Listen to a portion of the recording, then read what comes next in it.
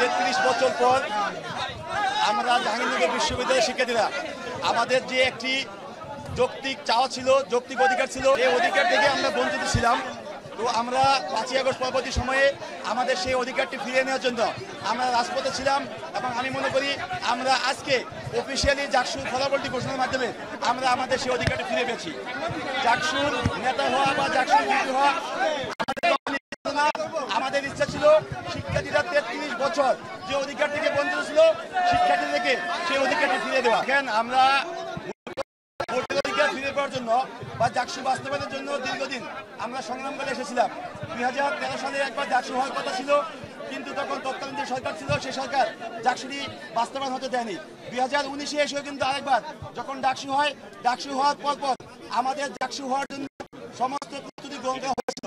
তখন যে তৎকালীন সরকার ছিল তারা কিন্তু সেই জাকসুটি বাস্তবায়ন করে দেয়। তো 2024-এর গণভোটের পরবর্তী সময় এসে আমরা আমাদের 32 বছরের যেই চাওয়া ছিল পাওয়া ছিল সেটাকে আমরা বাস্তবায়নের জন্য 5ই আগস্ট পর থেকে গতদিন মধ্যে আমাদের সমস্ত ভাট দেওয়া লাগছে এবং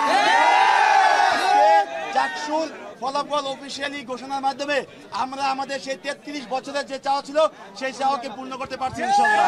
আমাদের কত হলো যে নির্বাচনে অংশ নেওয়ার জন্য হয়তো অনেকগুলো প্যানেল হয়েছে, অনেক প্যানেল থেকে হয়তো এখানে নির্বাচিত হয়েছে ইসলামী ছাত্র শিবির থেকে এই 25টি পদের মধ্যে সর্বোচ্চ সংখ্যক তারা পদে জয়ী হয়েছে। আমার প্রথম কাজ থাকবে যে যারাই নির্বাচিত হচ্ছে সবাইকে নিয়ে দলমত সকলকে নিয়ে একসাথে একটি ইনক্লুসিভ জাহাঙ্গীরনগর বিশ্ববিদ্যালয় গড়ে তোলা।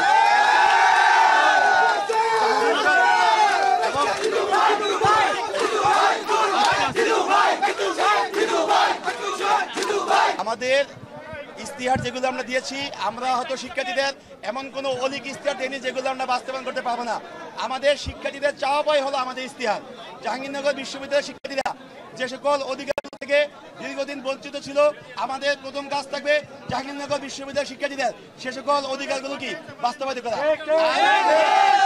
আমাদের একটি প্রথম কাজ থাকবে এই জাহাঙ্গীরনগর বিশ্ববিদ্যালয় থেকে সকল প্রকার দলীয় লেজভিত্তিক রাজনীতির চর্চা সেটি বন্ধ করবে।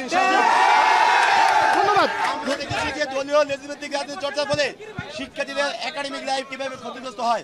আমাদের কাজ হলো শিক্ষার্থীদের জন্য একটি শতভাগ নিরাপদ একটি ক্যাম্পাস এবং নিরাপদ এবং শিক্ষার্থী বান্ধব গড়ে তোলার জন্য আমাদের যেভাবে কাজ করা লাগে শিক্ষার্থীদের সাথে